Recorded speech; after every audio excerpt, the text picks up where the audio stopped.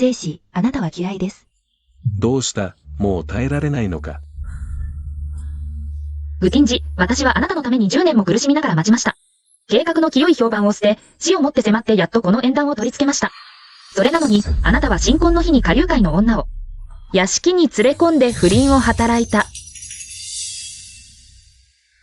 でも、それでも私はあなたが私を愛していると信じています。私はかけます。あなたが私を助けに来ると。生死、見に行きませんか？きっとジアンリュウの、いつもの苦肉の策でしょう。グティンジ。結局、あなたは来なかった。私は負けた。あと一歩で、抗がん薬の開発が成功するはずだった。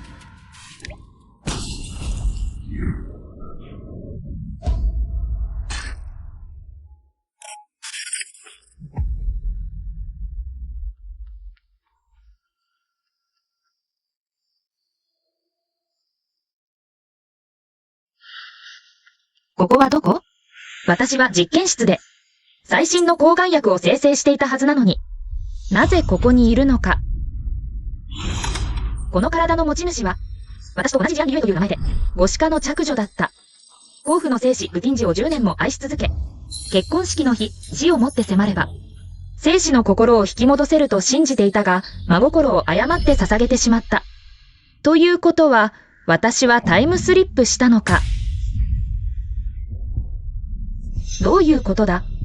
もしかして、元の主人の怨念が消えていないのか。これはあまりにも惨めだ。安心してください。私がここに来た以上、必ずあなたの仇を討ちます。これからは、誰もこの私には手が届きません。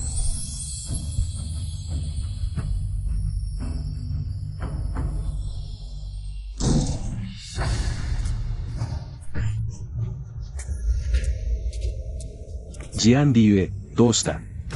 さっきの苦肉の策が効かなかったから、今度は騒ぎ立てるのか。生死、新婚の日に新婚の妻に全く興味を示さないとは、きっと不能なのだろう。役に立たないなら根元から断ってあげよう。そうすればせいせいするだろう。ジアンリュエ、この長女、お前、覚悟はできているのか？今すぐ離縁してやる。奇遇ですね。離縁状は私がすでに用意しました。今日は私が夫を離縁します。その理由は、生死は結婚式の日に不能で、特別に下流会の女を雇って実地指導を受けたからです。ジアンリュエ、よくも私を侮辱したな。反抗するとは、忘れたのか？お前は犬のように、ひざまずいて私に結婚を懇願した。今やお前は望み通り、甲府に嫁ぎ、栄華を極めている。図に乗るな。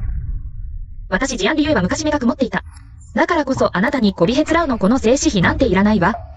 今日で私たちは別れる。これからは橋は橋、道は道。待ちなさい。これは何の芝居だ？盛況常駐、誰もが知っている。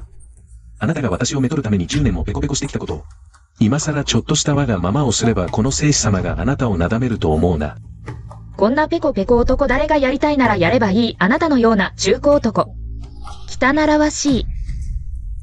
よし、後悔しないといいね。盛況上でまだ一人の女性も私にこんなに逆らった者はいない。永遠の娘が離縁されたことが広まればさあ見てみよう。まだ誰があなたをめとるだろうか。私の今後は生死様の心配ご無用です。あなたのような品物でも10年も我慢できたのだから。これからはどんな男性を見つけてもあなたよりは1000倍も100倍もマシでしょう。あなた。よし。お嬢様、このおめでたい日にどこへ行くのですか？やっと生死様にお嫁入りできたのに、もうわがままはやめてください。目をつぶって生死用に頭を下げてください。3本足のカエルは見つかりにくいが、2本足の男は町中に5万といます。このお嬢様10年も我慢してきた。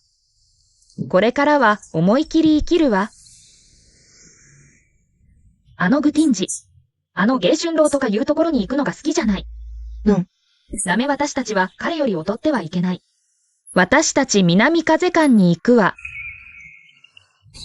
お嬢様、南風館は男色の場所ですよ。堂々たる静止妃がどうしてそんな場所にお嬢様。まさかショックで頭がおかしくなったんじゃ。心配しないで私はただの遊びだけ。それに私はもう。静止妃なんかじゃない。また間違えたら今度は。明日にでも馬蹄と縁組させますよ。お嬢様わかりました。これは欲取りここですね。そうでしょう。この手は本当にうまい。表向きは南風館で酒を飲んで。実は聖子様を刺激して心を引き戻そうとしてるんです。何が欲取りここだ。このお嬢様はただ楽しみに行くだけ。お嬢様。はい、わかりました。ちゃんとお世話してね。竜夫人は楽しんでいただけましたか？とても良かった。よかった、また来てくださいね。はい。夫人、また明日遊びに来てくださいね。ここが南風館か。いい場所だな。前世では医学一筋で死ぬまで男の手すら触れたことがなかった。やっとこんな見知らぬ土地に来たんだから存分に楽しむぞ。このお嬢さん、見慣れない顔ですね。うちの南風館は盛況で一番風流な場所ですよ。来られるお嬢様方は羽を湯水のように使われます。お茶一杯でさえ10両もします。お二人様は？きっき。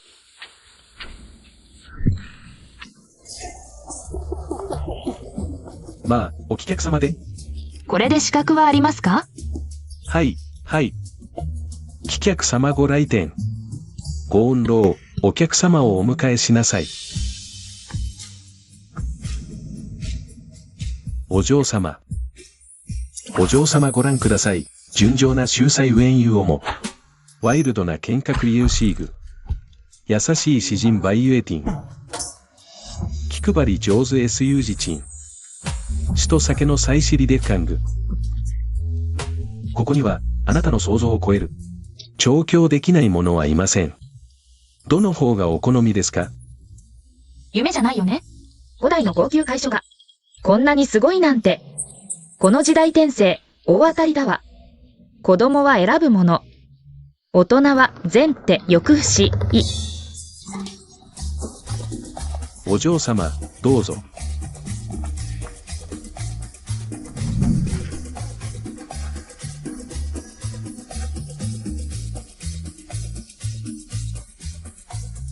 道理で個人はここで楽しむのが好きだったわけだ。このサービス、現代なら VIP 中の VIP だわ。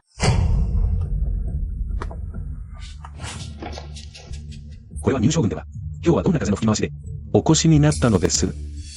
もしかして、お坂部のご用件ですか？将軍、乱暴ですよ。散らばって探せ。お嬢様、力加減はいかがですか？もう一杯いかが？将軍、あれは治安越しのご令嬢。治安有用です。本日は、栄将校の聖子様とのご婚礼のはずでしたが、公の場で聖子様に。とにかく、治安お嬢様は離縁されました。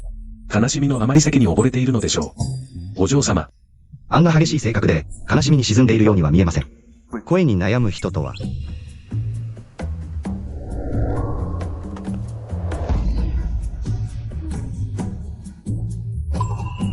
うわ、まさか。南風館にこんな曲品が？あのグイゴング、私に隠してたわね。この少年、値段を聞かせて。今夜。私が買うわ。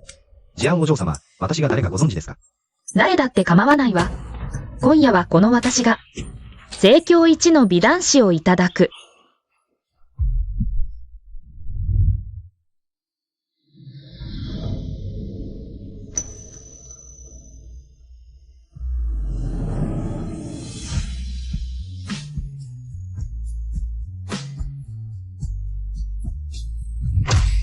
無礼者。入将軍にそんな口の利き方をするとは。将軍、まさか将軍だったとは。私は武天寺と離縁した。王府はきっと私を許さない。そして永遠もまた。私を見捨てるだろう。これはまさに絶体絶命のピンチ。でも、もしこの将軍に取り入ることができたら、一種の庇護にもなるし、何よりこんなにイケメンだもの。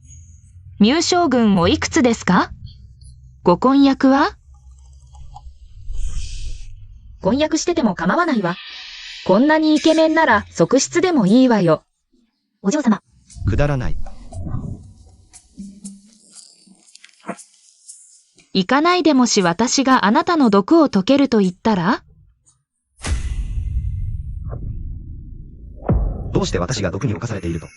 顔色が悪く目の下に熊息も荒い。明らかに中毒症状をきちんと治療しないと。あと1年しかないでも私が新治療で。毒性を抑えれば長生きさせてあげられるわ。将軍の前で無礼を働きさらに将軍を乗ろうとは。解毒は急務だ。もし彼女に方法があるのなら。側に置いても悪くない。よし、この将軍めとってもよい。将軍万々不可です。この事案お嬢様はルセイ氏に離縁されたとはいえ、まだ皇府と深い関わりがあります。もしルセイ氏が、将軍と事案お嬢様がをした、きっと穏やかでは済まないでしょう。私がルセイ氏を恐れると思うか。将軍は秀明神武ルセイ氏など将軍の前では、取りに足りません。しかしこの事案お嬢様は、まさに災いの元将軍のようなお立場で、なぜ彼女に近づく必要が？なぜなら、彼女は私が来年まで生きられないと言った。将軍の脈は乱れ激しい毒が経脈に潜んでいる。この毒の源は見つけがたく1年持つかどうか。老臣の無力さ将軍どうかを許しよう。しかし将軍。これ以上言うな。決心は固い。よし、魚がかかった。お嬢様は本当に不思議小さい頃から、何一つ得意なことがなかったのに、一体どこで医術を学んだの？お嬢様はどんな企みを？屋敷に戻ろう。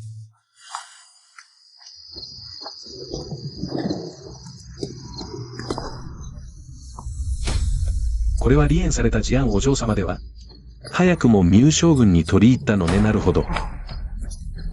人ルアニを刺激するため、わざとルアニに見せつけてるのね。そうに決まってる。見てなさい、事案お嬢様の性格じゃ。3日も経たずに甲府に泣きながら戻るはずよ。ルアニ、許してください。3日間、50両かけます。最大1日、その時は甲府の前で。彼女がどうやって土下座して許しをこうか見てみよう。好きにさせておけ。今回、彼女がどれだけ演技を続けられるか、ぜひ見てみたい。彼女はまだどれだけ演技を続けられる？将軍。将軍、私の予想が正しければ、あなたの監督は毎月の1日に必ず発作が起こる。だから今夜は、私は将軍のそばにいなければなりません。将軍。足が痛いんです。馬車に抱き上げてくれませんか？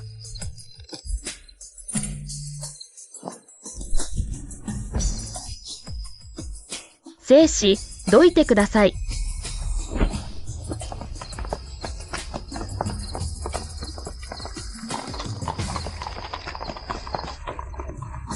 事案理ゆえ、本気か。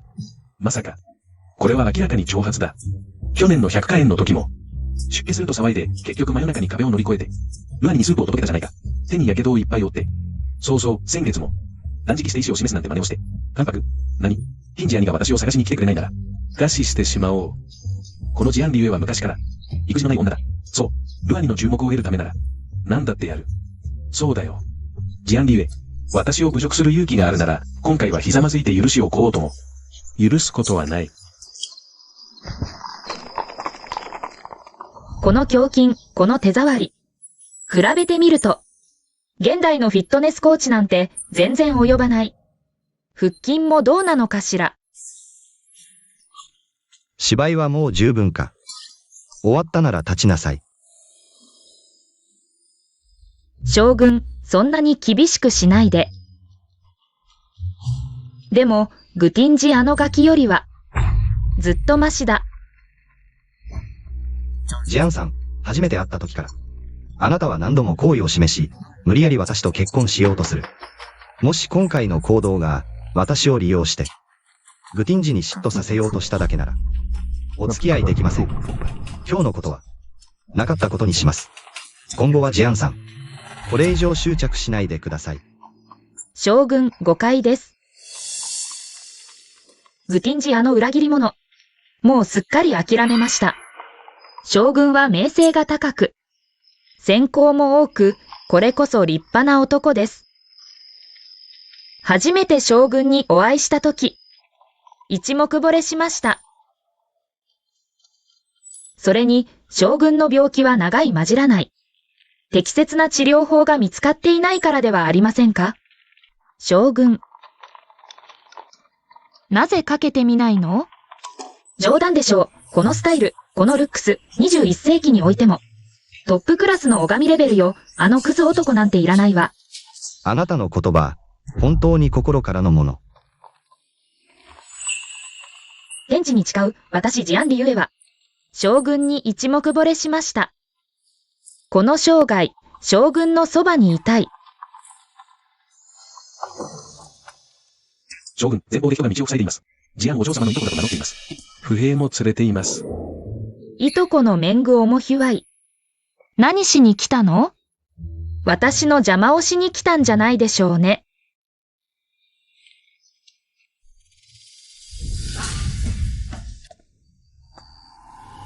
ジアン・リユエ、中にいるのは分かっている。逃げても問題は解決しない。あなたは本当に愚かだ。前に生死と結婚するために死ぬほど迫ったんだよ。やっと生死が息をついて結婚を承諾したのに、あなたはこの男と逃げたんだ。覚えているか？数日前、指導で先祖に向かってどんな誓いを立てたか。グティンジだけを愛すると。他の誰とも結婚しないと。メングオモヒュワイ、このクソったれ。ミュウ将軍、リユエはただ将軍の手を借りて、グティンジに当たり散らしたいだけ。本心ではないわ。終わった。黄河に飛び込んでも洗い流せない。ジアンお嬢様。数日前、指導で毒誓を立てたばかりでしょう。この生涯グティンジ以外とは結婚しないと。今日は私に婚約したいという。これがあなたの本心か。最初から最後まで私をもてあそんでいた。降りろ。将軍、説明させて、いとこは。何も知らないんです。聞いてください。聞きたくない。自分で降りるか、それとも。私が放り出すか。私。降ります。降りるなら降りるわ。将軍、大丈夫ですか？脈が減窮で、尺部が沈重。毒が発症した症状です。時間がありません。将軍、失礼します。大胆なやつだ。生死をかけることに関しては、私は常に大胆です、将軍。この針をかけるか、それとも、閻魔の性脂肪をかけるか。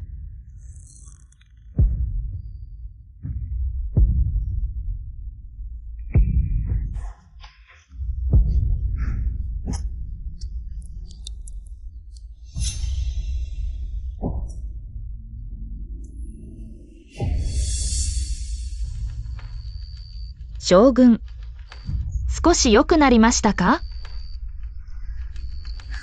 将軍がまだ生きたいなら、7日間針を打ち、薬浴が必要です。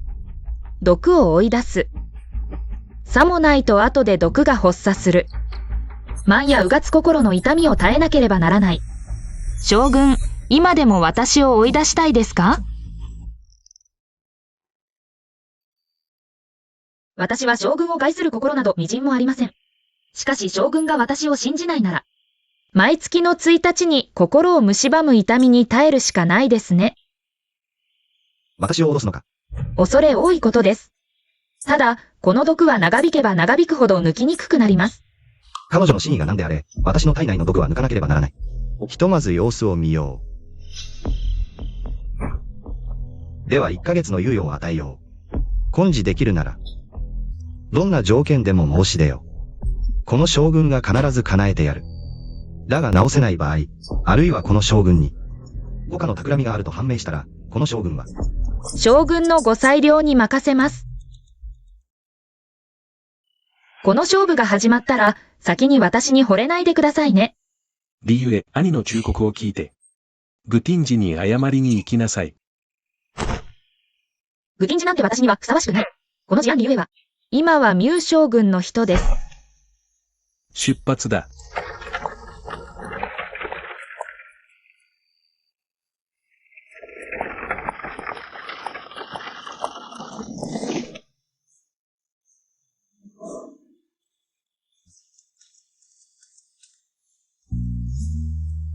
この将軍邸は実に立派だ。公爵邸より広々としている。空気まで自憤の匂いが少ない。将軍、お帰りなさいませ。すみませんが、銀芯を1セット準備してください。銀芯？急いでください。さもないと将軍の命が危ないです。急げ急げ、どうぞお入りください。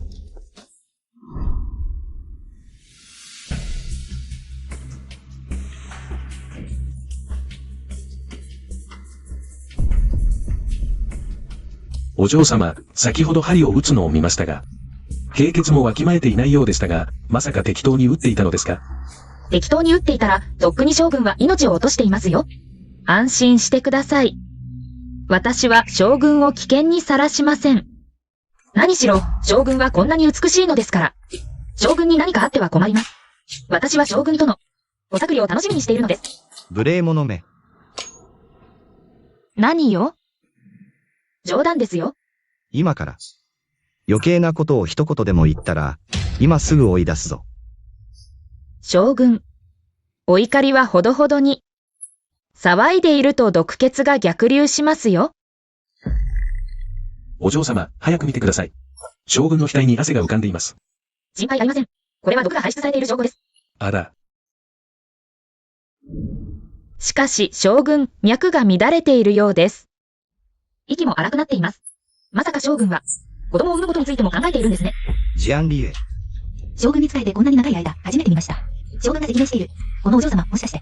うちの奥様になるんじゃないですか？お願いです。お湯を1桶準備してください。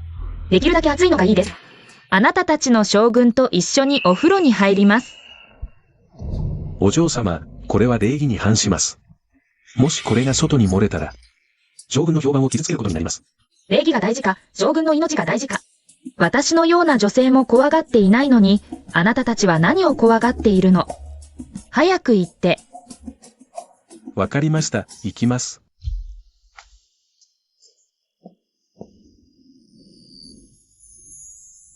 将軍、私がお風呂にお付き合いします。着替え。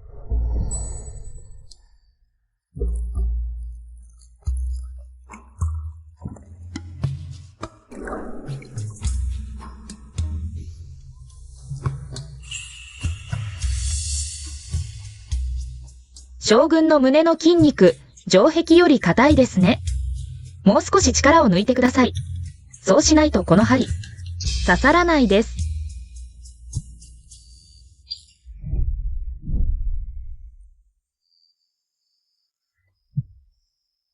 痛いですか？もっと優しくできますよ。痛くない。続けてください。将軍は本当に痛みに強いですね。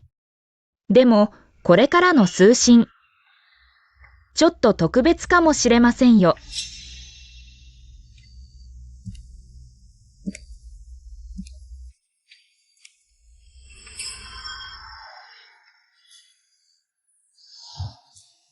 これは何をしているんですか？動かないで。次の一心は人芸血に刺します。人芸穴は、気が散るのが一番良くない。まず立ち上がって話してください。将軍照れているんですね。昔から将軍は戦場で勇猛に敵を倒すと聞いていましたが、まさか今では私のような小娘にも少しも対処できないとは。動かないで。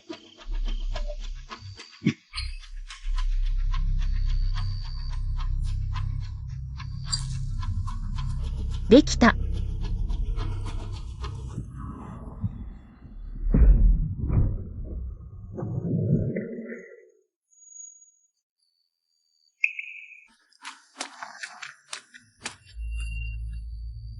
ミューニーさんはいますか？ライアンお嬢様、将軍は今お風呂に入っていますので、お客様にはお会いできません。それでは待ちます。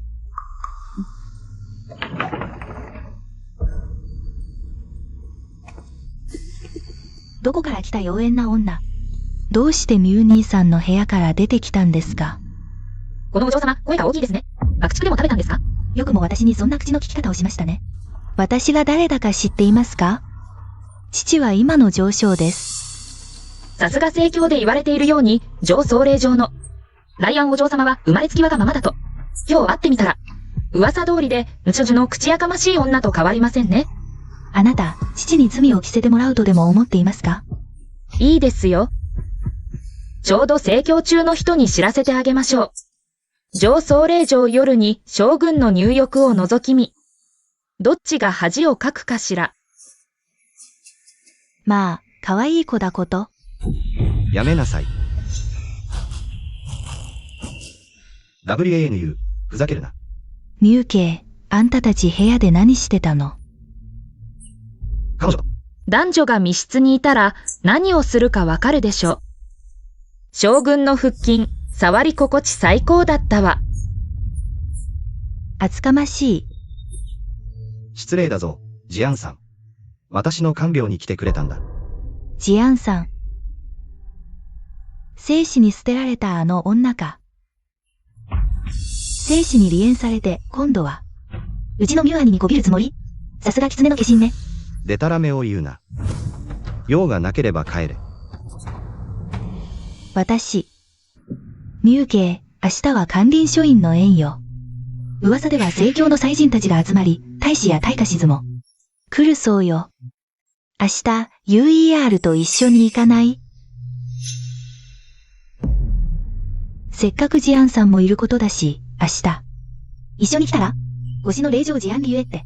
教養もないくせに恥をかかせてやれば。ミュアニを奪えなくなるわ。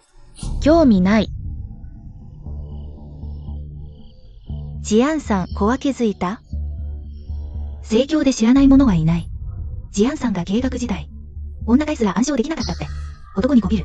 下品な手しか使えないんでしょ。下品な手？私は8歳で詩を読み、10歳で医術を収めた。古時書画も堪能、獅子家父もお手の物。男を手玉に取る方法ならいくらでも知ってるわ。あなたごときが将軍の前で私と張り合える？教養がないと決めつけるなら、明日こそ言ってやる。誰が本当の無能か思い知らせてあげる。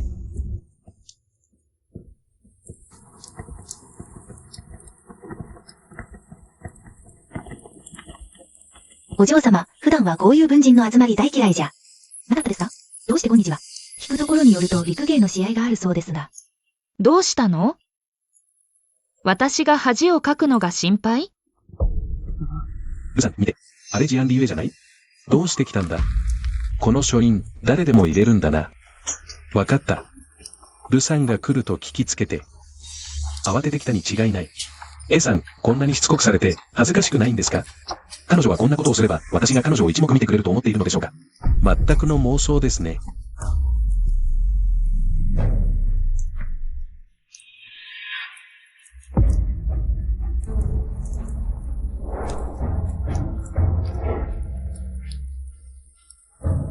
最悪だ。こんなところでこの男に会うなんて。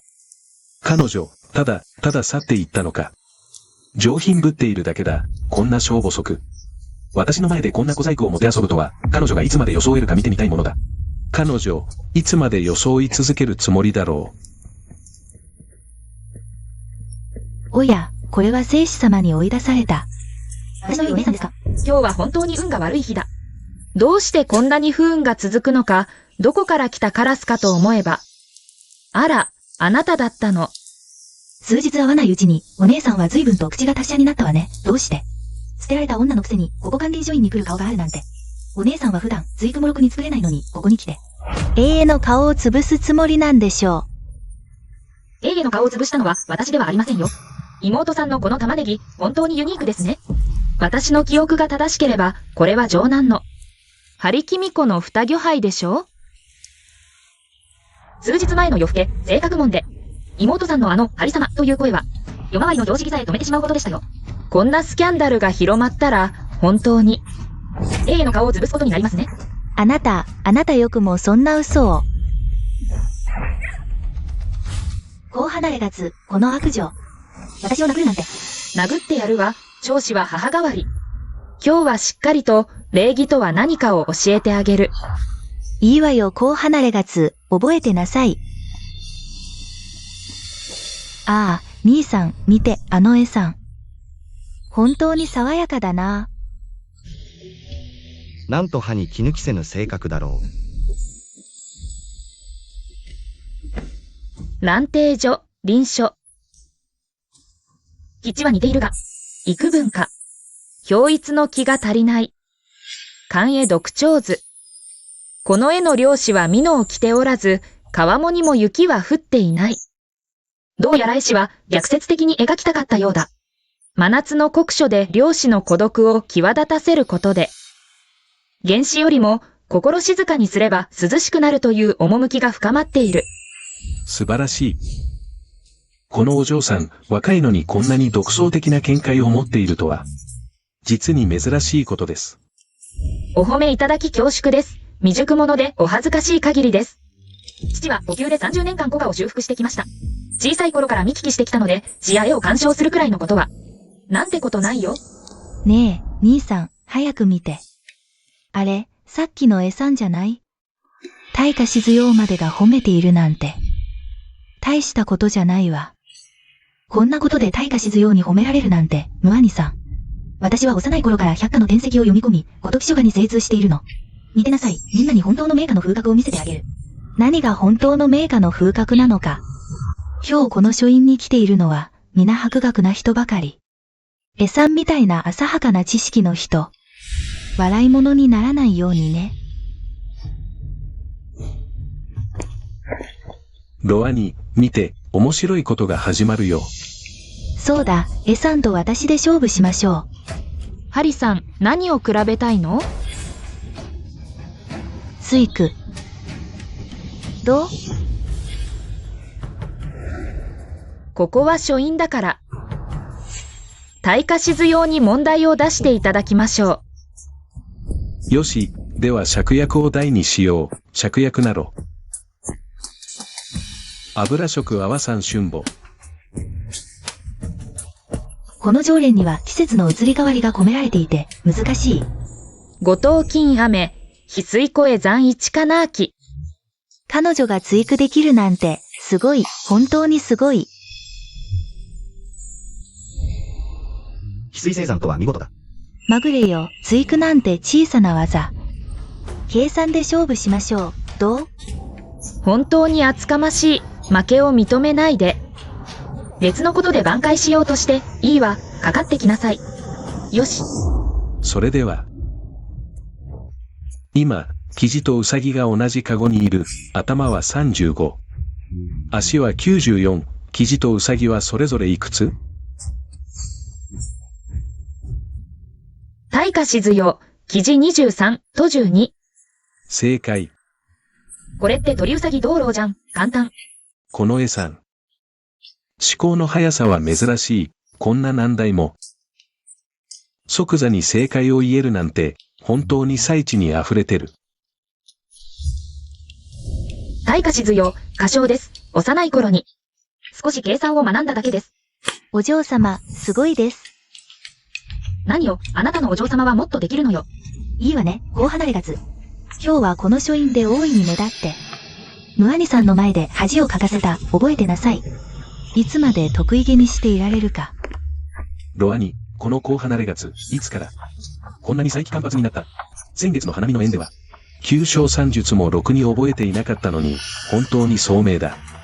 おそらく、この聖子がここに来たことを知っていたのでしょう。わざわざここで才学を披露して、この聖子に一目置かせるために、彼女は本当に苦心惨憺していますね。兄さん、このジアンさんは、まるで文曲星の生まれ変わりですよ。彼女を見てください。随句を作るとき、言葉が次々と出てきます。計算をするときは、聡明で並外れています。私が男だったら、きっと8人書き残しで彼女を嫁に迎えますよ。ねえ兄さん、あなたもこんな女性が好きですか？くだらないことを言うな。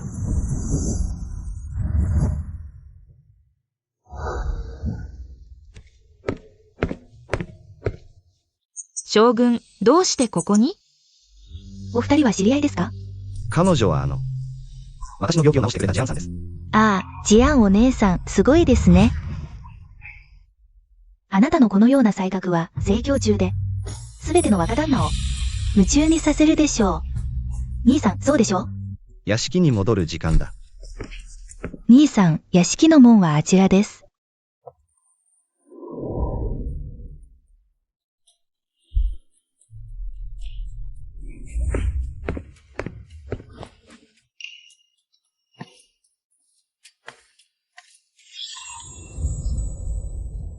入将軍、またの機会に。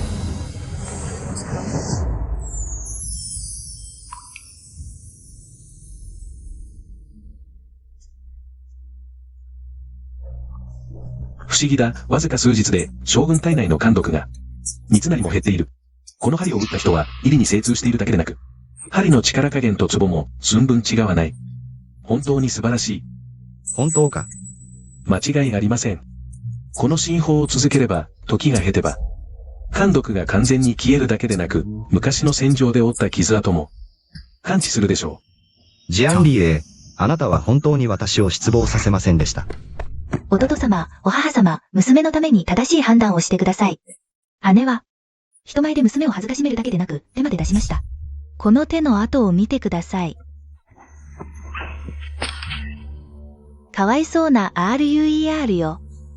ご主人、あの厄介者は、生死に離縁されただけでは足りず、今は、私たち母子を追い詰めようとしています。誰か、あの不幸者を呼んでこい。呼ぶ必要はありません。ご主人、理由への実母が亡くなってから、目かけはずっと彼女を実の子のように思って、礼儀作法を教え、姉妹に優しくするようにしましたが、彼女はここまでガンナでした。どうかご主人、私たちのために正しい判断を。元の主人よ、元の主人、あなたは優しすぎた。だからこそ、これらの才能に骨までしゃぶり尽くされた。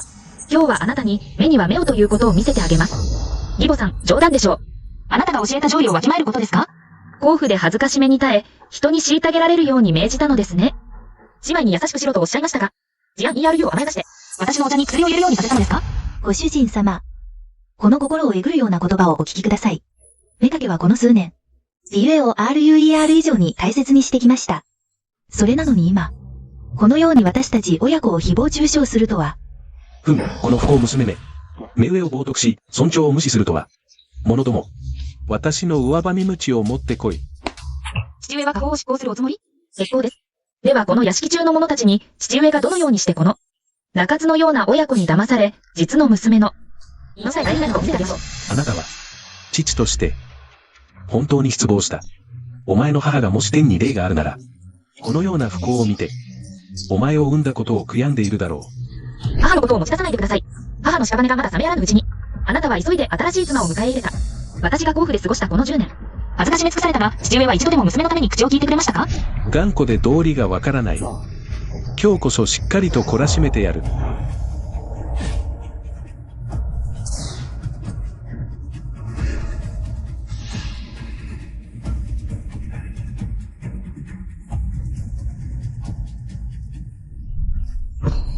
父上は私が道理をわきまえないと言いますが、7歳の時、ワンお側室の誕生日祝いのために、私を物置に閉じ込め、狼に古貝を舐めさせたことがありました。母がもし読みでこれを知ったら、どう思うでしょう？母は臨終の際、私の手を握りしめ、狼から遠ざかれと言いました。母がすでに見抜いていたのです。枕辺にいる者が、実の娘さえも、骨までしゃぶり尽くす悪鬼だとは。反逆だ。者ども、彼女を指導に連れて行け。私の命令なしに、誰も彼女を出すな。お姉様、指導は冷えますよ。しっかり反省なさってくださいね。今は私を閉じ込めやすいでしょうが、すぐにでも、自ら私を出すことになるでしょう。父上、良い芝居。これから始まりますよ。ご主人様、入将軍がお見えです。将軍様のご来訪、下役の者がお迎えもせず失礼いたしました。将軍様が今日お越しになったのは、どのようなご用件でしょうか？ジアンお嬢様は実に精通しておられ、最近、私の古傷が再発したため、診療をお願いに参りました。将軍様、冗談でしょう。実を申しますと、娘は、幼い頃から不勉強で遺書も読めません。おそらく、将軍様の傷を悪化させるだけでしょう。そうですよ、将軍様。理由は普段から。わんぱくで、医術などわかるはずがありません。多分雑書を少し読んだだけで、病気を治せると豪語しているのでしょう。万が一将軍用の体調を悪化させたら、我が永遠にはとても務まりません。ジアンお嬢様の医術は、この将軍が自ら体験したが、どうだ？お前たちは、この将軍が人を見る目がないとでも？いえいえ、将軍様のご警官には及びません。下官が愚かでした。ただ、先ほど娘が下記に背いたため、指導で反省中でございます。行け、お嬢様をお連れしろ。はい。旦那様、お嬢様はこう申しております。旦那様ご自身でお迎えに来られなければ、出て参りませんと反逆だ。この事案お嬢様、いつまで経っても出てこようとしないが、どういうつもりだ？お前たち英は、この鎮国大将軍を眼中にないとでも？将軍、誤解でございます。娘に何か用事があったのでしょう。下官が直々に呼びに行きます。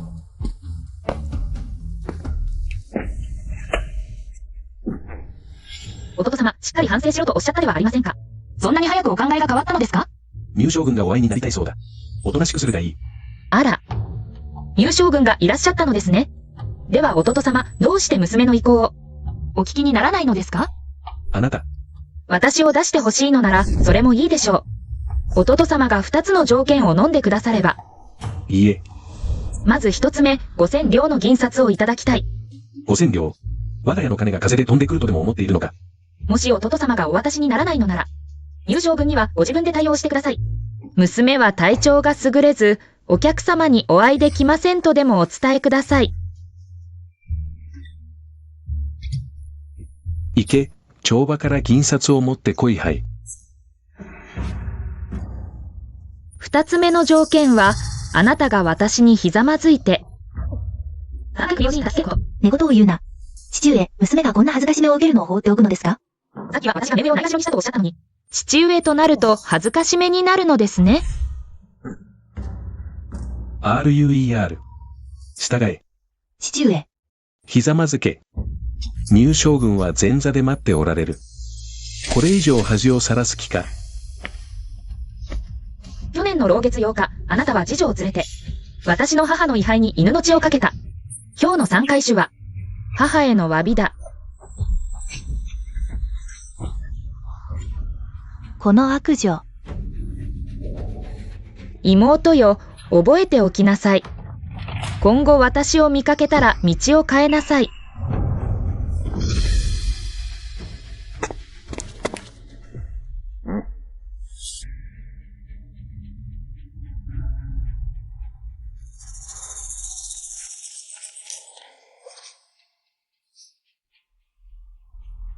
父上、早く前座へ参りましょう。ミュウ将軍をお待たせしてはいけません。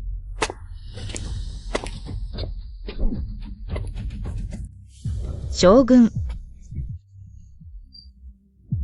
香典、これが貴殿の言う鍵か。この将軍の体は、ジアンお嬢様の金張り術のおかげで透けかった。命は取り留めたが、もし彼女の手加減が、この程度の傷で少しでもずれていたら、様、お考えになってみてください。隊員のものが早いか、それとも私の剣が早いか。下官、間違っておりました。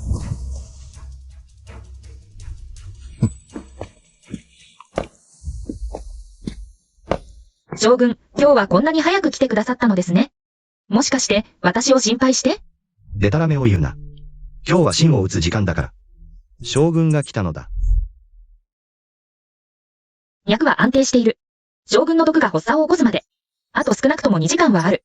しかし将軍は、こんなに慌てて来られた。分別がない。将軍、また奸毒が？大丈夫だ。様。今日は来られましたか？将軍、まだ来られておりません。A への令状は管理人を出た後、直接皇帝に戻られました。部下の聞いたところでは、A 王の実母は早くに亡くなられ、警護は彼女にことごとく難癖をつけているようです。おそらく、皇帝での生活も楽ではないでしょう。皇帝へ行こ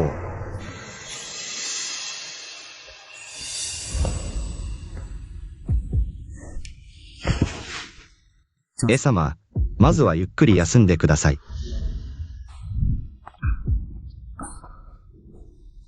将軍。李月は今、全身に力が入らず、この傷は、自分で薬を塗るのは難しいようです。将軍に芯を打つのに支障が出るかと。将軍。手伝っていただけませんか？様、男女の別があります。私は、次女を呼びましょう。以前永遠にいた時は、可否でさえ私の薬を横取りしたものです。将軍、本当に忍びないのですか？仕方ない。失礼、絵様。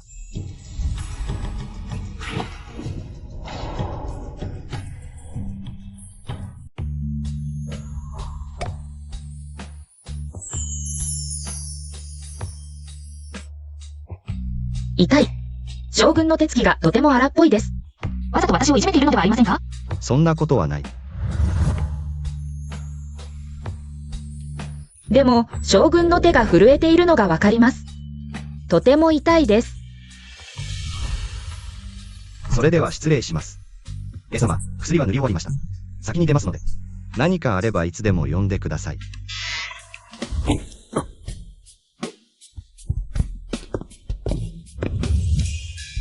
将軍、今日は廊下の柱も越えられないのですか？逃げられますか？私の大将軍？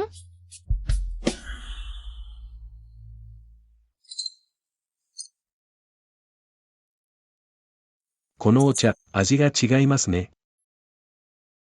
どうしたのですか？聖司様、これは新入りの達井です。以前お飲みになっていたお茶は、すべて絵様が手繰りした雲霧茶でした。でも、絵さん。もう何日もお茶を届けに来ていません。帝の兄。これは特にあなたのために入れたお茶です。寒がりだと知っていますから。陳皮を少し加えました。このエレ月、まだダダをこねているのか。まさか、本当に私のことを怒っているのか。まあいい、今回は彼女に顔を立ててやろう。倉庫に行って、あの陽子玉の腕輪を取ってこい。エレ月に届けろ。陸系、聞き間違いか？君はずっと、エレ月は永遠の役立たずの着女だと言っていたじゃないか。君の目には、彼女は道端の雑草以下に見えていたはずだ。どうして今になってそんなに気にするんだ？もしかして、気が変わって彼女のことが好きになったのか？何をバカなことを言っている。本聖子はただ、彼女の入れるお茶の味に慣れただけだ。将軍、どうなさったのですか？毒が発作を起こしたのですか？すぐに絵さんをお呼びします。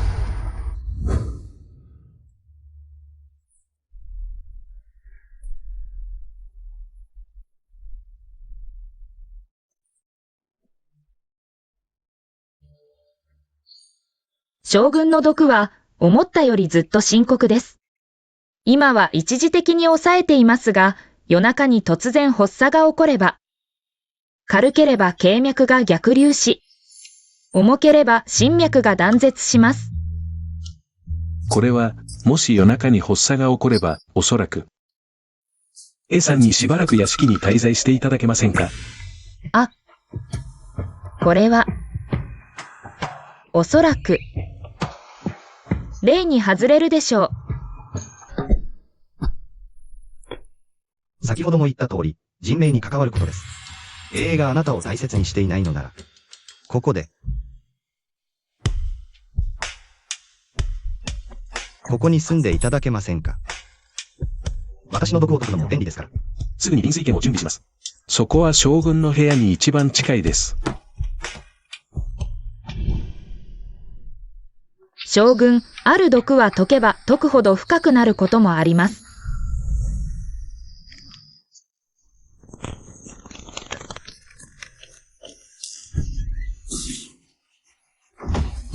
絵さん。何かあったのか？怪我はないか？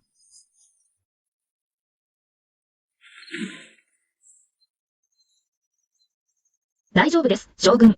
さっき旗だカーテンを整えようとして。でも、それが落ちて。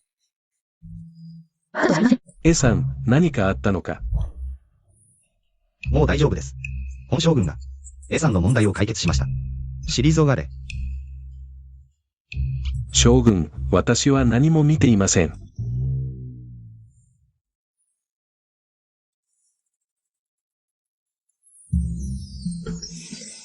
耳が赤くなっていますよ。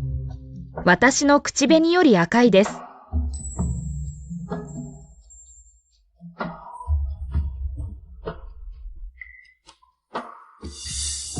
耳たぶが少し赤くなると心臓がさらに高鳴るわ。将軍、逃げられないわよ。ジアンリエが解毒だなんて言ってたけど、実は私に孤独をかけたんじゃない。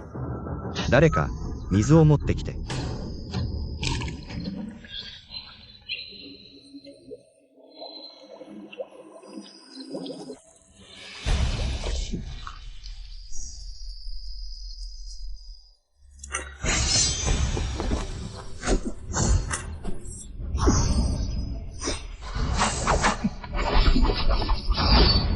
だって将軍はこんなに素敵なんだもの。あなたに何かあったら嫌だわ。将軍との間に子供も欲しいんだから。私は長年戦場で戦ってきた。刃物も避けられたのに。もしありえた、そんな妖術を使ったのか。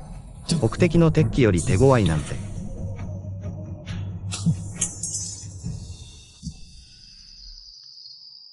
半生を戦場で過ごした私が、こんな小娘にやられるとは。将軍、目の下のクマがひどいですよ。ジアンさんを呼んで脈を見てもらいましょうか。構わん。この将軍は大丈夫だ。将軍、でも昨夜部下たちは確かに将軍の部屋で、水をまく音も剣を振る音も聞きました。本当に大丈夫ですか？暇なのか。もう一言言ったら連兵城10周だ。日に日に暑くなってきたな。ジアンさん、暑いので老婆が、暑さ対策のものを準備しました。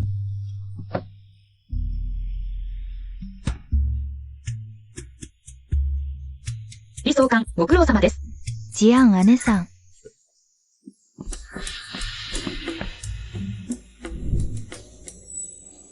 これって兄上に陛下から賜った。絹の際じゃない？どうして姉さんが？去年私が、こっそり倉庫に忍び込んで試着しようとしたら、兄上に見つかって女会を50回も書かされたんです。手首が腫れるほどでした。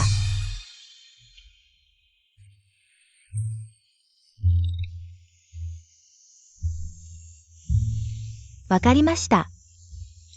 李総監、これは兄上が。わざとあなたに持ってこさせたの？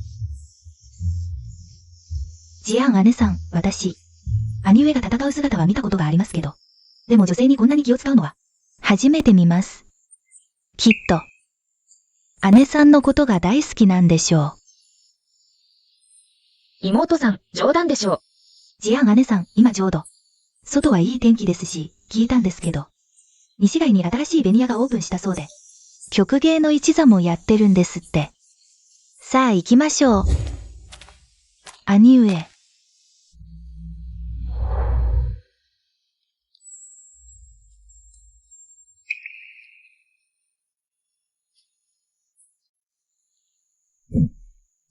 どこに行くの？ちょうどよかった。今から。散歩に行くところなの。一緒に行かない？はい。ジアン姉さん、見て。お嬢様、どうぞご自由にご覧ください。かんざしや腕輪も各種取り揃えております。お嬢様、お目が高いですね。このかんざしはお嬢様にぴったりです。このかんざし、とても綺麗ですね。ジアン姉さん、あそこ見て。花チンがとても綺麗です。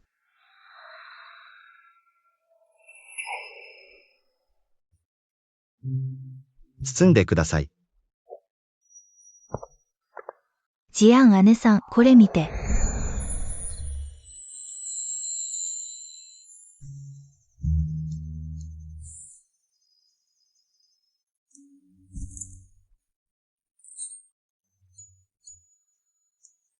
匂いがしますか？とても香りの良いお酒です。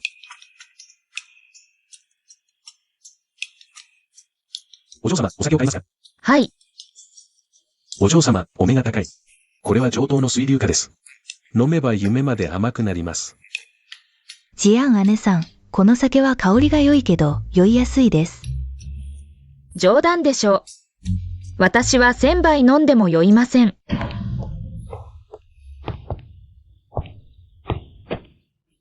地面が回っている。ベッドも回っている。今日のベッドはとても硬いですね。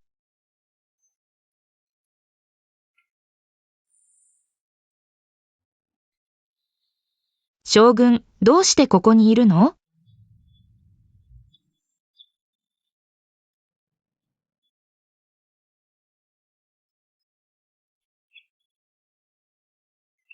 どうして将軍の部屋にいるの？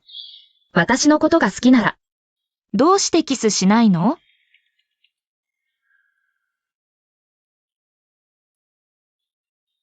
やっぱり、将軍は逃げられないわ。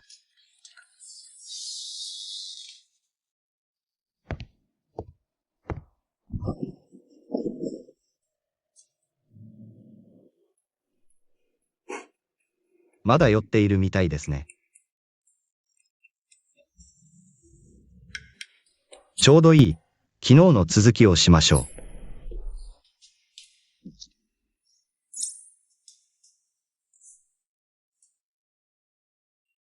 私をからかっているの？昨日は私を騙して、今日は寝たふりをして。本将軍は通罪を合わせて罰します。理由、国境で戦争が起きた。すぐに出発しなければならない。行くと、7日はかかるだろう。何かあったら、理想官に頼んでください。はい。兄さん、ジアン姉さんにこんなに気をやっているなんて。妹の私まで嫉妬しそうです。心配しないで、私がいますから。約束します。ジアン姉さんをしっかり面倒見ます。帰ってくるまで待ってて。はい。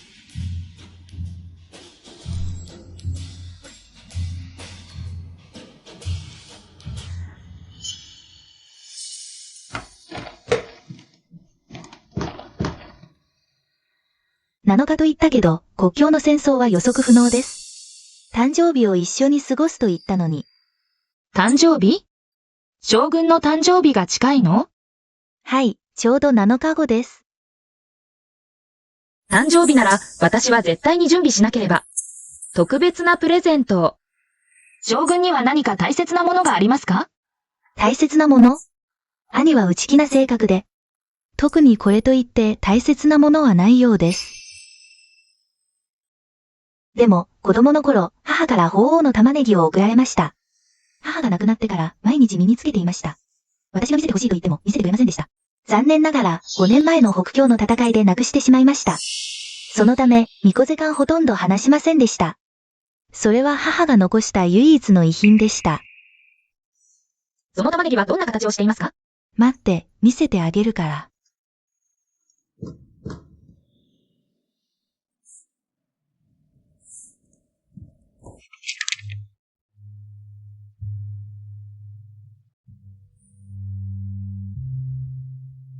この模様、どこかで見たような気がする。ジアンお嬢様、ご来店ありがとうございます。新しいアクセサリーをお選びですか？店主さん、この図面通りに玉ねぎを作ってください。あら、この透かし彫りは18の工程が必要ですよ。少なくとも半月はかかります。半年？長すぎるわ。7日以内に。完成品を見せて。値段はいくらでもいい。あれはジアンリユエじゃない？聖子様、ジアンお嬢様への贈り物。受け取ってくれた？ジアンリユエ、喜んでた？内心で歓喜してたでしょ？あの子の小心者ぶり。この聖子様にはお見通しだ。私が振り向いたら、絶対に耐えられない。この子の一生は、私の手のひらの上で踊らされる。永遠に私から離れられない。違います。ジアンお嬢様はお断りしました。なんだって？断った。ジアンお嬢様は贈り物をそのままお返ししました。それに、聖子様からのものはいらないといい。これ以上迷惑をかけないでくださいと。ジアンリユエめ。何様のつもりだ？何様だと思ってる？誰がそんな度胸を与えた？おやおや、どうしたんだい？こんなに怒って。誰がルアニの機嫌を損ねたんだ？さあ、話してみなさい。ジアンリユエは何様だ？この聖子様からの贈り物を拒むとは。なんだ、そんなことか。ルアニ、落ち着けよ。ジアンリユエは表面は冷たいようで。実はこっそり驚きを準備してるんだ。どういう意味だ？昨夜、計画の前を通ったら、このジアンリユエが、こんな大きな図面を持って、店主に7日以内に、鳳凰の模様の玉ねぎを作るよう頼んでた。この玉ねぎは、聖子様への贈り物に違いない。なるほど。やはりこの聖子様には冷たくできないはずだ。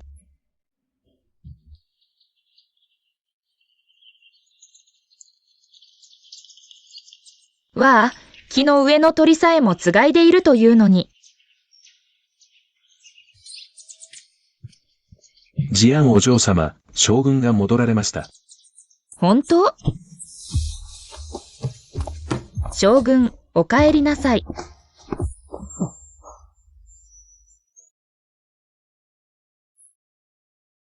将軍、この数日、私のことを考えてました？食事も喉を通らないほどに。じゃあ、しっかりご褒美をあげないと。計画に一緒に行きませんか？店主さん、前に注文した玉ねぎはどうなりました？完成しましたが、ジアンお嬢様、不運なことに。玉ねぎは今朝、ルセイシ様が持ち帰られました。何を言ってるんだ？ A さんが普段注文するものは、私が直接お宅へ届けるのが常だったでしょう。今日は聖子様が来られたので、直接お渡ししました。聖子様は大変喜ばれ、気に入られたようです。間違いだ。あれはご抵抗への贈り物ではない。あれは私が賞。なるほど、この間ずっと私の片思いだったのか、こう離れがつ。あなたの心には、結局固定これがいるんだ。A さんとロセイ氏がこんなに仲が良いなら。どうして私をからかう必要があった？将軍。将軍の心を完全に落ち着かせるには、まず、私と固定これの関係を片付ける必要があります。ロ教、今日は珍しく清和園に散策に？あら。この玉はこう離れがつからの贈り物。この玉は確かに珍しい上質品だ。透き通っていて。彫りも精巧だ。こう離れがつ、今回は気が利いてるな。そうだ。このこう離れがつ、すねると。関係を断ち切ろうとするが、数日も経たないうちに。またおとなしく謝りに来る。彼女はまるで、剥がれない公約みたいで、一度張り付いたら、一生剥がせなくなるんだよ。さすがロ教、魅力が桁外れだな。ははは。固定これ。ほら言った通りだ。公約が来たぞ。玉を返しなさい。贈り物を返せとは、道理に合わない。この聖子は知っている。君はここ数日機嫌が悪いが、休校を思えば許してやろう。この前の無礼も、これからおとなしくしていれば、この聖子の側に、君の居場所は残しておいてやる。聖子様、あまりにも身勝手な解釈です。この玉はもともとあなたへのものではありません。嘘をつくならもっと上手に。この玉が私にではない。じゃあ誰にだって言うんだ。聖子様、よく聞いてください。この玉は牧将軍への贈り物です。こう離れがつ。芝居が下手すぎる。この聖子の忍耐にも限界がある。ほどほどにしろ。聖子様は人の話が聞けないのか、それとも自己自慢になりすぎたのか。今のあなたのこの独善的な顔を見ると、吐き気がする。ルアニ。このジアンリュエ、こんなに冷酷だなんて。嘘っぽくない。この玉ねぎ、本当に君へのものじゃないのか。ありえない。ジアンリュエは私をどう思っている？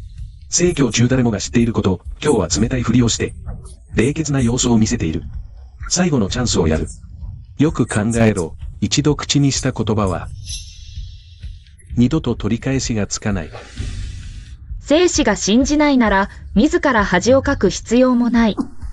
玉を返せ、これで私たちは互いに借りなしだ。あなた。いいよ、このくだらないもの、誰が欲しがるもんか。欲しいんだろ？自分で拾え。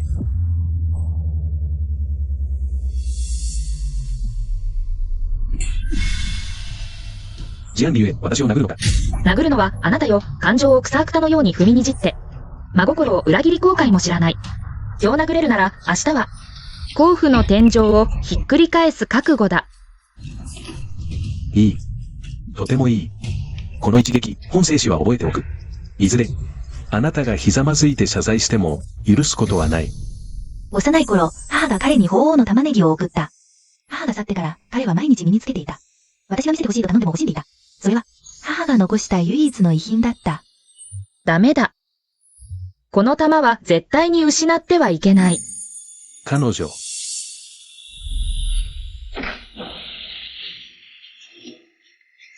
この事案理由。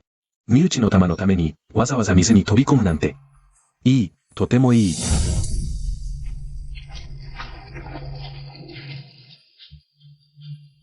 ルアニ。ジアンリュエがずっと水中にいる。何かあったんじゃないか。彼女、自ら死を選んだ。私と何の関係がある？見に行こう。見つかった。よかった。ああ、助けて。ああ。アリ、助けて。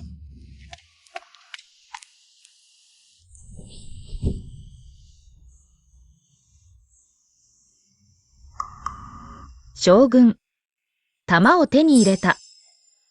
今はそんな時じゃない。まだ玉ねぎのことを考えているのか。わかっているのか。もう少し遅かったら命がなかった。この玉。グティンジへのものじゃない。これはミュウ夫人が生前、あなたに残した玉ねぎを模したものだ。一心一戦、間違いなく再現してあげる。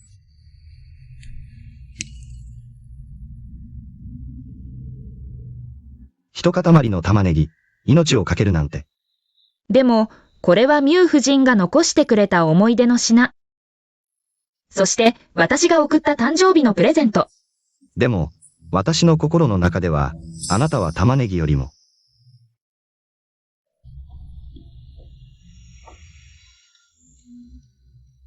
将軍、今も生死のことで私に怒ってる？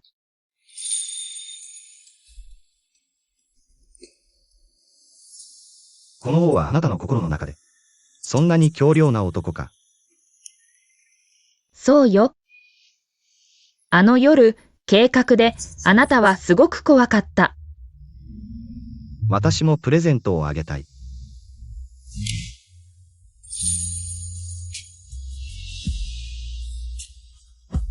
いつ買ったの？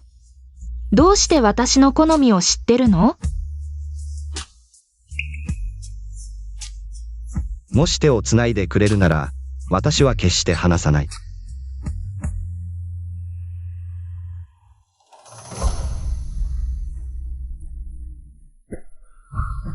将軍、どうしたの？熱がある。誰か、冷水を準備しろ。おかしい、水に落ちたのは私なのに。どうして彼が熱を出したの？ジアンさん、ご存知ないでしょうが。将軍は8歳の時にサムタンで溺れ、危うく命を落とすところでした。その後、病根が残ってしまったのです。将軍は自分の体が耐えられないと知っていながら、それでも飛び込んであなたを救った。私は彼の心をかけていると思っていた。でも、彼は命までもかけてくれた。バカ。今、将軍が8歳の時に、サムタンで溺れたって言った？はい、幸いにも一人の少女に救われましたが、そうでなければ。原作の子供時代にも、サムタンで一人の少年を救ったことがある。まさか、私が子供の時、サムタンで一人の少年を救ったことがある。名前は？助けてくれてありがとう。私は H。くんの名前は？私は？アリ。H。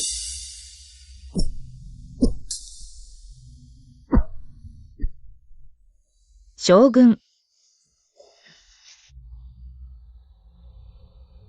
アリ。今、なんて言った？サムタンで。私を救った人は？ミュウチ。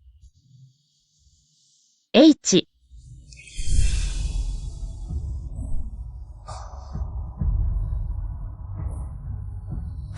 なるほど。だからいつも見覚えがあると思っていたんだ。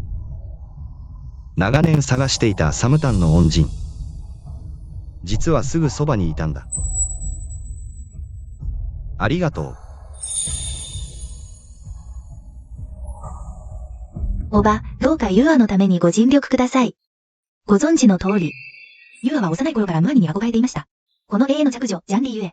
何か手を使い、毎日ムアニにまとわりついています。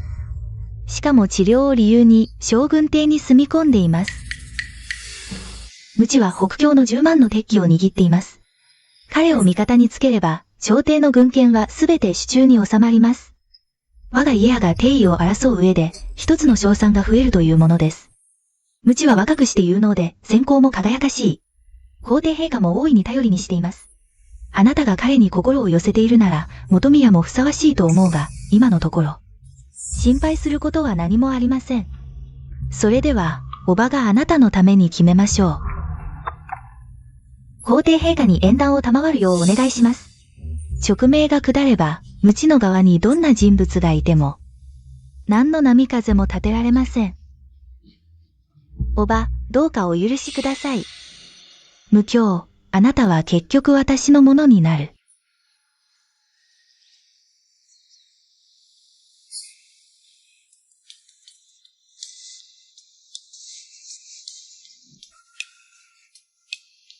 将軍体内の毒はすっかり取り除かれました。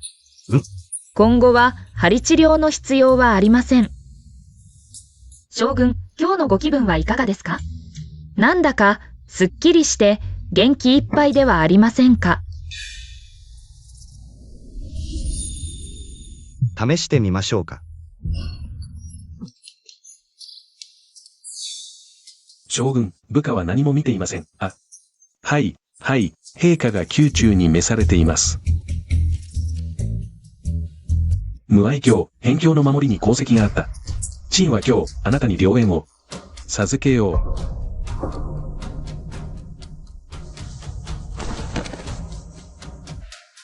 法天将軍、皇帝命の利越。陳北将軍無知。中優賞賛に値し、特に上昇府の令嬢との縁組を賜る。リャンワンユ、領主の娘は、貧困法制。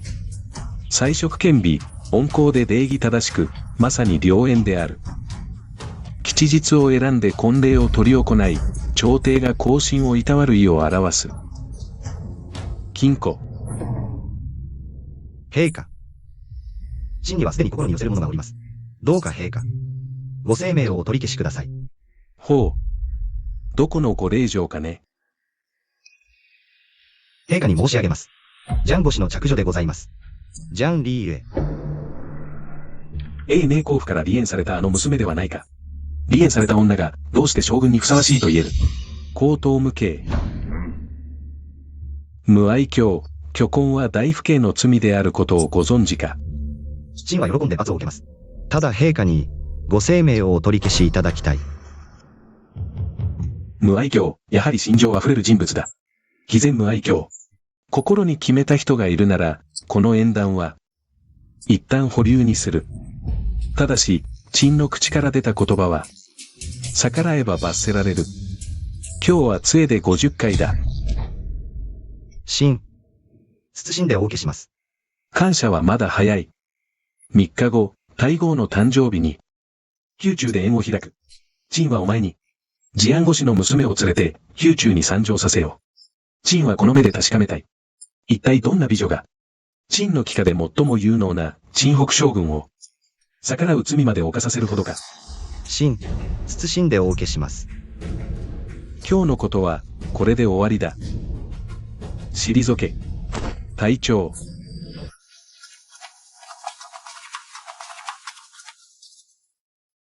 皇上、入将軍の婚約拒否は大罪です。なぜ彼をここまで寛大にお許しになるのですか？この身内は、陳に若い頃の自分を思い出させる。おば上、ミューアニュエが生死に逆らうとは。あのジアンリュエ、ただの離縁されたご娘に過ぎない。一体どんな妖術を使ったというのか。皇上のご命令さえも逆らうとは。おば上、今や、朝廷中の文武百官が我が領家の笑い物を見ているのです。どうか、何とかお考えください。堂々たる最小の令嬢が、泣きじゃくって、みっともない。男の心は、必ず手の内に収めなければならない。3日後、太后の誕生日宴で、その時は、本宮が彼女に大物を贈ろう。はい。理恵。私がいるから心配いらない。将軍ご安心を、私には対処法があります。新女寺安理ゆえ、皇上のご安泰をお祈りします。太后様のご長寿をお祈りします。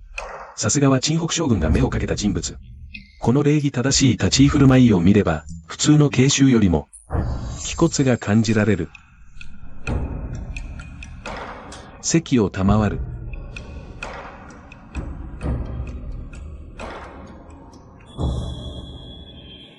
太后様は近頃ご体調が優れず、本宮は大変心配している。聞くところによれば、あなたは医術に精通しているとか。ちょうど、ご前方では今日、新茶の飴前達が入った。あなた自ら、太后様に安心茶を一杯点出てみては。我々も見物させてもらおう。どうかな？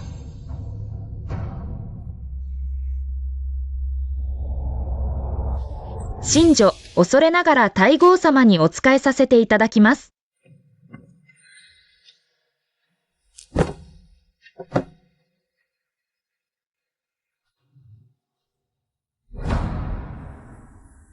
茶碗の縁から三寸のところに傷がある。金器で意図的に削ったようだ。粉末は酸素に触れると赤くなる。これは朱砂の涙。さらにわざわざ金メッキの茶器を使い、金器で毒性を促進させようとしている。まさか、誰かが茶碗に毒を入れたのか。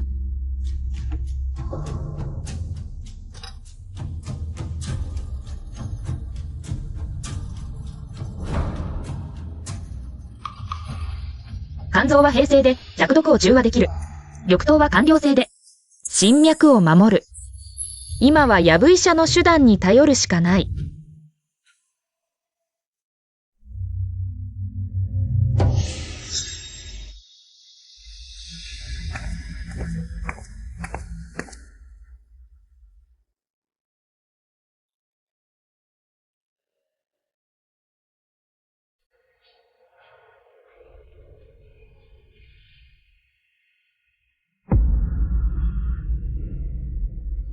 この茶の香り、どうして頭がクラクラする？愛花の目が暗くなる。大尉、早く。この朱砂涙は熱に当たると激しくなる。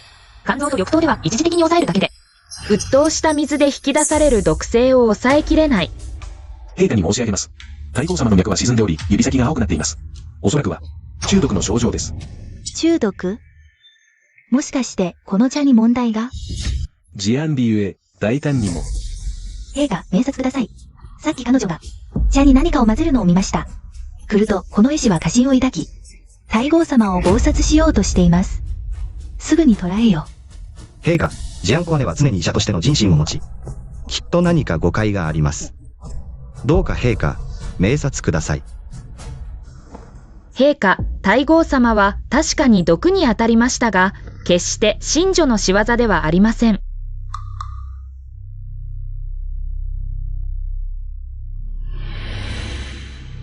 この毒は朱砂涙と呼ばれ、反国前から、金器に塗っておく必要があります。神女はさっき茶碗の縁に触れただけで、どうやって囚人監視の中で毒を入れることができましょうか。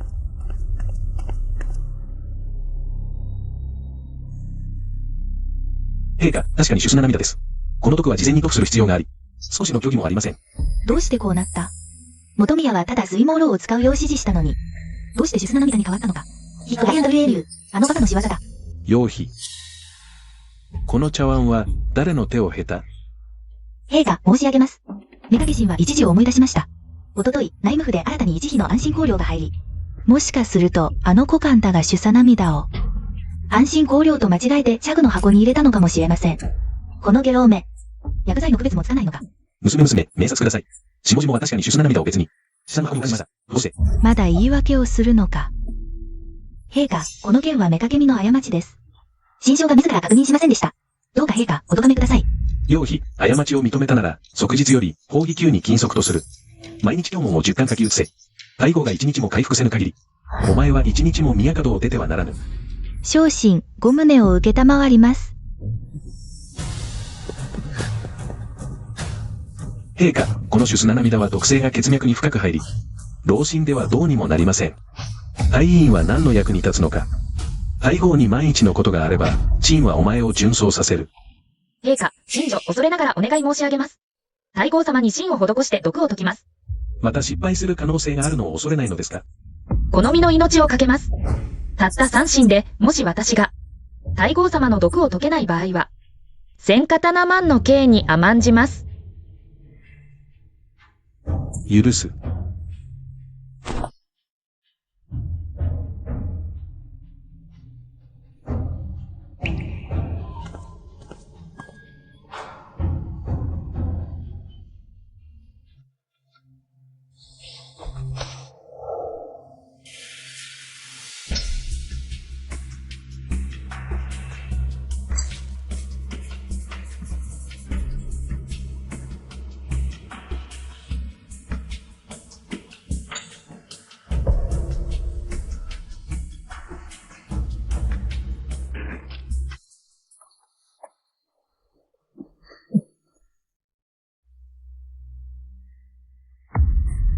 天才だ。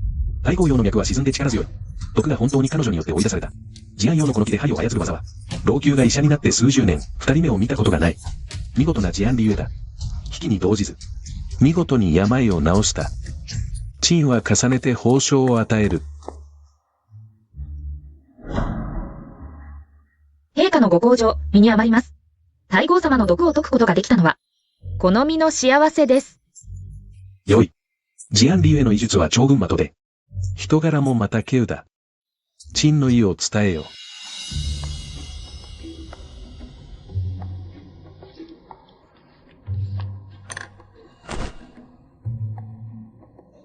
絵師理ゆえ、医術に精通し、人心で世を救う。今、太后を危機から救い、国家に功績あり。特別にご異例の職を与え、太院に出入りを許す。もっぱら太后の徴用を司る。さらに、清兵衛あがた主に封じ。食王300個、金100両、錦織50匹を与える。ご異例は正式な官職ではないが、宮廷に自由に出入りできる。そして、あがた主の称号は、想像以上の恩典だ。まさか、災い転じて福となすとは。好み、陛下のご恩に感謝します。建国以来、まだ女性が太院に職に就いたことはない。入愛卿について、陳は覚えている。入愛卿は先日、陳に心の内を打ち明けた。陛下。陳は、確かに慈安用に心寄せて久しい。どうか陛下のお許しを。よい。今日はまさに早期臨門だ。入愛卿、胸を聞け。陳は見た。お前と慈安理由は心が通じ合っている。特別に二人に吉日を選んで結婚を許す。好み、陳、陛下のご恩に高騰して感謝します。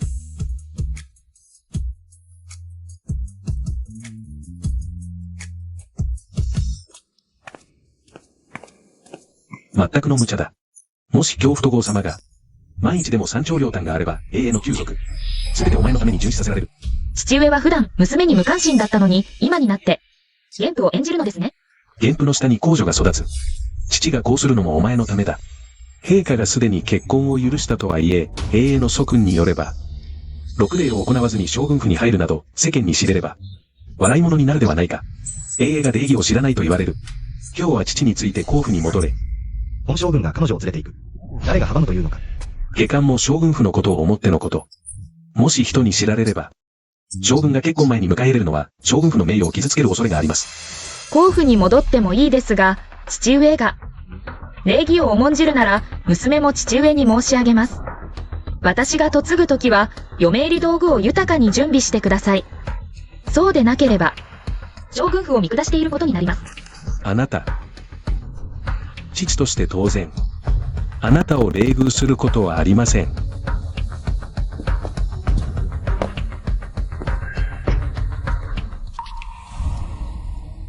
あり。これらの古臭い家訓。あなたが我慢する価値はありません。もし甲府に留まりたくないなら、今すぐ連れて帰ります。大丈夫です、将軍。私は皇帝から縁談を賜り、清兵衛あがた主の金札もあります。永遠も私に何かすることはできません。それに、誰かに私が、宝冠霞で将軍府に入る姿を見せなければなりません。今後、私の許可なしに、私の庭。誰も入ることはできません。ジアンリュエという女、どうしてこんなに運がいいのか、皇帝から縁談を賜り、ミュウ将軍に嫁ぐなんて。この女、あなたが軽率な行動を取らなければ、私は砲撃球に閉じ込められることはなかったのに。私は何度も言いました。睡毛炉を使って。大号を数日間眠らせればいいだけなのに、あなたは、命取りの手砂涙に変えてしまった。もし大号に何かあったら、私があなたを守れると思いますか、おばさま。両一族もろとも首をはねられるでしょう、おばさま。私にも他に方法がありませんでした。今は、ミュウ兄様の目にはあの女しか映っていないのです。この局面を絶対説明のところまで追い詰めなければなりません。私がミュウ兄様を、奪われるのをただ見ているだけだと思っているのですか？こんな名役では私の恨みは晴れません。もっと強烈な薬を仕掛けましょう、ジアンリュエ。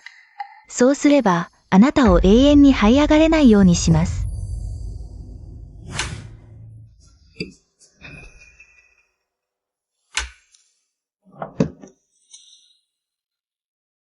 大号が毒に倒れれば、ジアンリュエは大号を謀殺した罪人になります。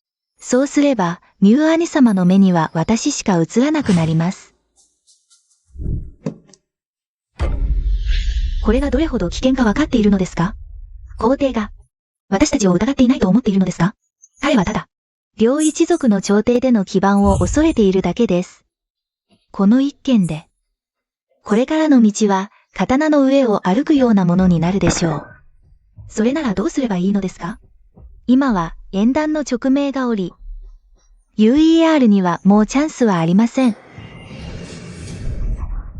おば、普段から UER を一番可愛がってくださって、もう一度だけ UER にチャンスをください。お願いします、おば。この娘は向こう水だが、良い駒ではある。彼女の手を借りてジアンリュエを除くことができれば、一つには身内の未練を断ち切り、二つにはちょうど UER が、この地北将軍を懐柔し、軍権を握る好機となる。大行がならぬ道理はない。焦るな。縁談が決まっただけで婚礼ではない。婚礼前の変数は、まだまだある。もし本当にミュウ将軍と結婚したいのなら、元宮のために奮起しなさい。UER は愚かです。すべておばのご指示に従います。元宮、最近聞いたのですが、ジアンリュエは甲府にいて、身内の庇護がなくなった今、おば、何かお考えがあるのですね。その時はこうしなさい。はい。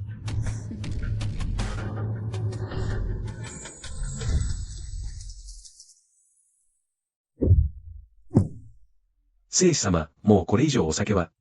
下がれ、本聖子のことに口を挟む権利はお前にはない。まあ、この立派な皇府の聖子様が、ここで酒に憂を晴らしているとは。どうしたの？ライアンお嬢様はお暇なようで。本聖子の見苦しい姿を見物に来たのか。聖子様、どうしてそんなことを？もし私の推測が正しければ、聖子様がこのように、あのジアンリュエのために心を痛めているのでしょう。ジアンリュエとは大胆な女だ。昔、甲府の門前でひざまずき、根性で私以外に嫁ぐことはないと言っていたのに、今では高い地位にすがりつき、あの将軍夫人になろうとしている。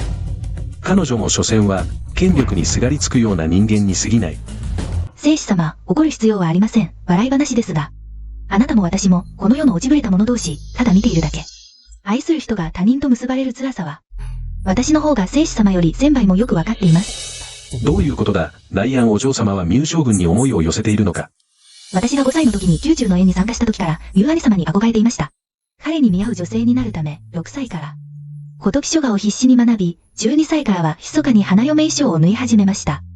しかし結局、これらすべてが笑い物になってしまった。しかし、あのジアンリュエが、将軍府の門をまたいでいない限り、あなたと私には、まだ隙があるということです。ライアンお嬢様、その言葉はどういう意味ですか？聞くところによると、あのジアンリュエは、聖子様に10年もの真思いを寄せ続けていた10年間の一途な恋。簡単に断ち切れるものではないはず、きっと聖子様が、ジアンリュエの心を傷つけたのでしょう。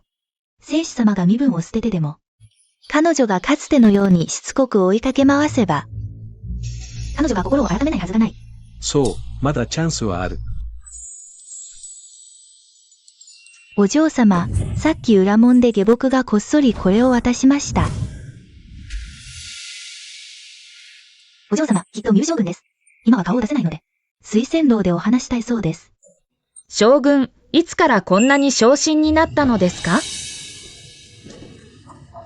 将軍、どうしてこんな。リユエ、私です。グティンジ、どうしてあなたが？リユエ、あなたが私を恨んでいるのは分かっています。過去の全ては私が愚かで、あなたを裏切ったからです。しかし、今はもう分かっています。この世で、あなたがいなければ、どんな映画も、私にとっては虚しいだけです。どうか、もう一度チャンスをください。私グティンジは、二度とあなたを裏切りません。遅れてきた深情けは草よりも癒しい。グティンジ。私ジアン・リユエはこの10年間、あなたのためにデューバのように働き、へりくだり、我慢してきました。他人の白眼視に耐え、青春をあなたのために費やしました。それでも、あなたの少しの憐れみも、少しの温情も得られませんでした。今になって、私の良さを思い出したのですね。リユエ。昔は私が愚かで、あなたの良さを大切にしませんでした。しかし、最初から最後まで、私の心には、あなただけがいました。グティンジ。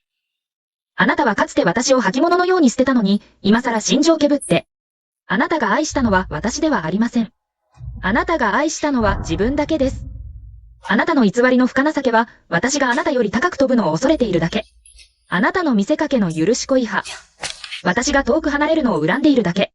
あなたのひざまずいての開墾は、私があなたより幸せになるのを恐れているだけ。グティンジ、あなたの愛は、安っぽくて吐き気がします。いや、そうじゃない理由へ。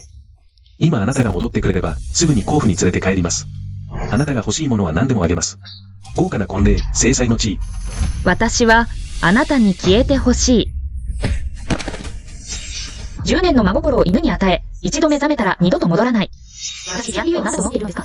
呼べば来る、追えば去る犬ですか？理由へ、私が悪かった。全部私が悪い。全部私のせいです。しかし、もう過ちに気づきました。お願いです。もう一度チャンスをください。私は残りの人生すべてで、償います。いいですか？グティンジ、今のあなたの姿は、本当に嫌悪感しかない。涙を流したり、頬を叩いたりすれば、この10年が帳消しになると思ってるのか？言っておくが遅いんだ。これからは、私たち二人はもう何の関係もない。これ以上絡んでくるなら、昔の情けも考えずにやるぞ。ジアンリュエ、俺がここまで頭を下げて許しを請うているのに、あなたはそれでも感謝も知らないのか？消えろ。軽酒を飲まずに抜酒を飲むつもりか？まさか、ミュウ将軍の意向を借りれば、成り上がれると思ってるのか？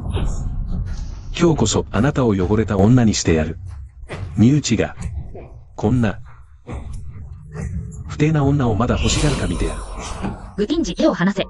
私に手を出したら、お前の甲府全員を惨めな死に勝たさせてやる。いいぞ、ならなおさら味わってやる。身内に俺が履き古した靴を拾わせるのがどんな味か。離せ。10年も経って何を亭主くぐってるんだ、ああ。離して。この女、俺に傷を負わせるとは。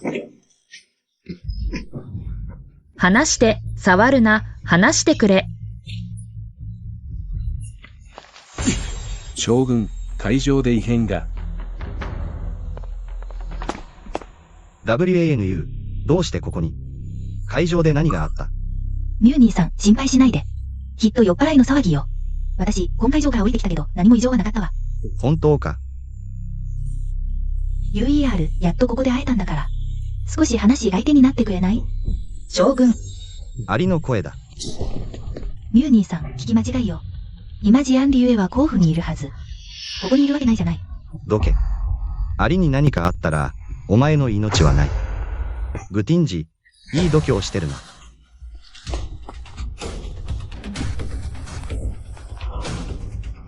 俺の女に手を出そうとは。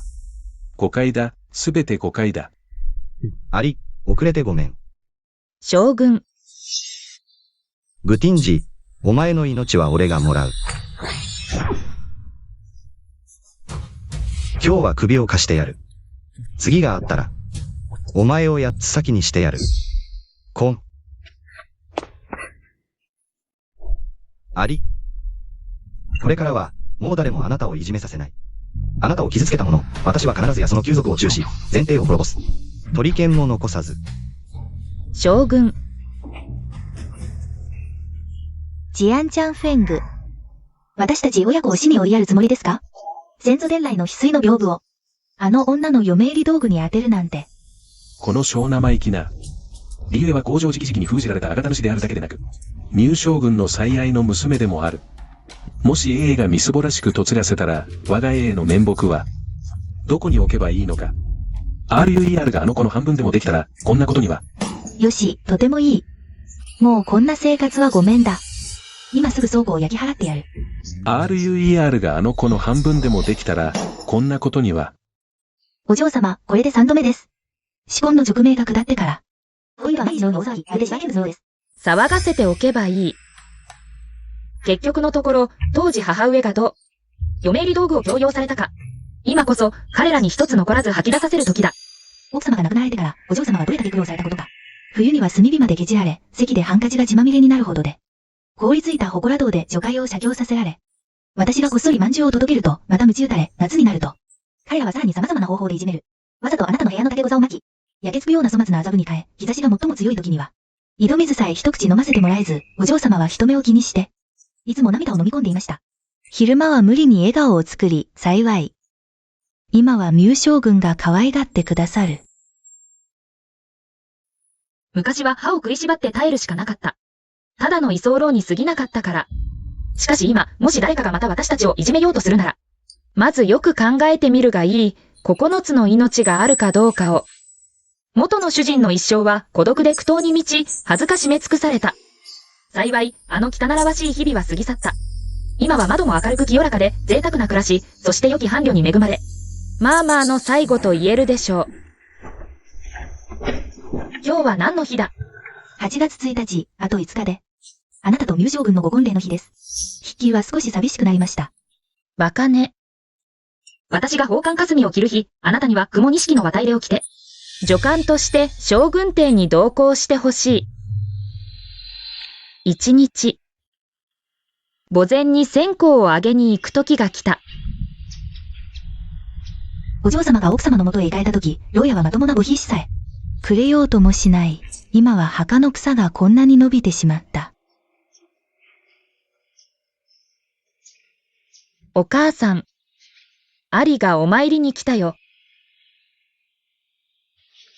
喫起、酒を持ってきて。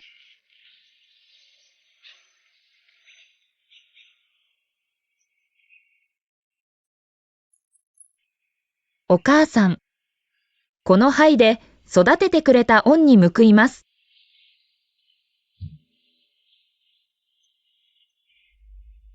月の船がゆらゆら揺れる。雲の枕は柔らかく長い。私の可愛い子、早く目を閉じて。この灰で私を守ってくれた恩に報います。小さいくせに物を盗むなんて、ぶっ殺してやる。旦那様、アリは私が10月10日解体した。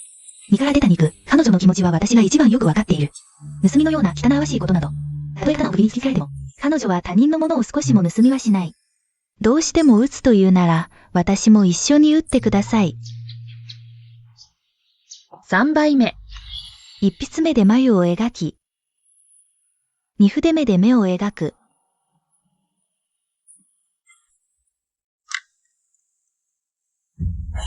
これはアリの服のあざ、きっと将来は、心温まる良い夫に巡り会える。お母さん、良い夫って何？アリを手のひらに乗せるように大切にし、少しの悔しい思いもさせない人のことよ。アリ、こっちへおいで。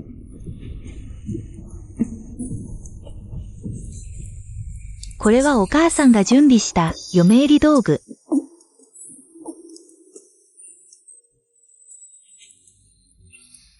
残念だけど、お母さんはアリが嫁へを着る日を見届けられない。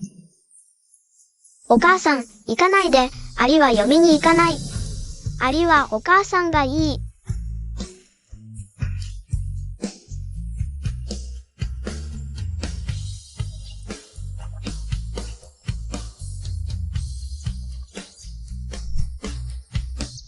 お母さん、5日後、娘は、心から大切にしてくれる人に嫁ぎます。これからは、娘は華やかに生きて、誰よりも輝いて生きていきます。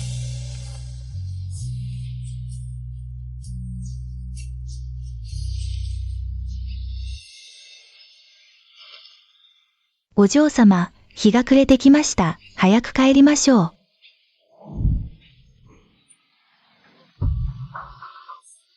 将軍、どうして？屋敷の者から一人でお参りに来たと聞いて、心配でなりませんでした。こんな場所に、一人で来させるべきではなかった。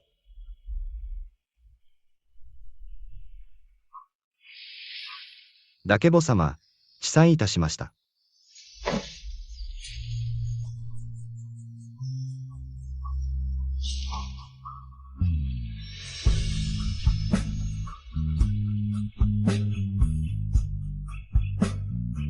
だけぼ様、明日には墓園を改修するものを使わします。上質の青石で火を築き、ここに白梅を植え尽くします。これから毎年の清明と冬至には、必ず香りを絶やさず。だけぼ様の読みの下で、寂しい思いをさせません。アリについては、私が生きている限り、二度と悔しい思いをさせません。この誓いに背くようなことがあれば、天地に入れられない。将軍、こんなことまで？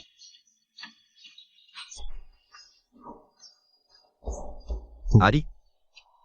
かつてあなたは一人ぼっちで、頼れるものもなかった。でもこれからは、私があなたの逃げ道になる。あなたの一生を安らかに守る。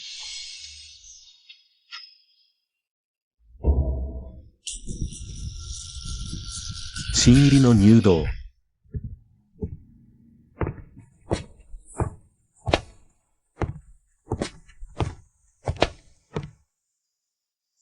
一つ願い、再々常に会えますように。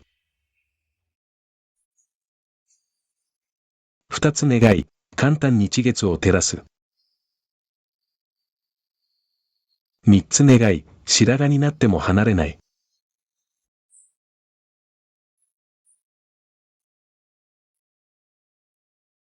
冷静。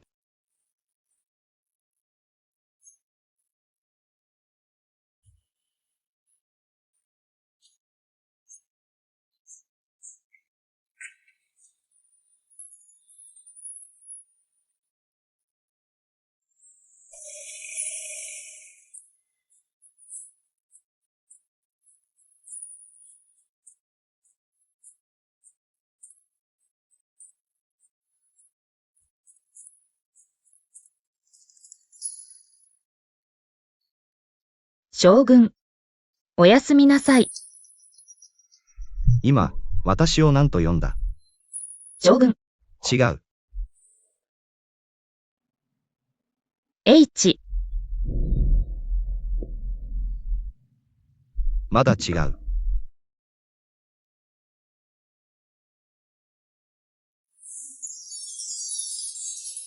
夫。妻。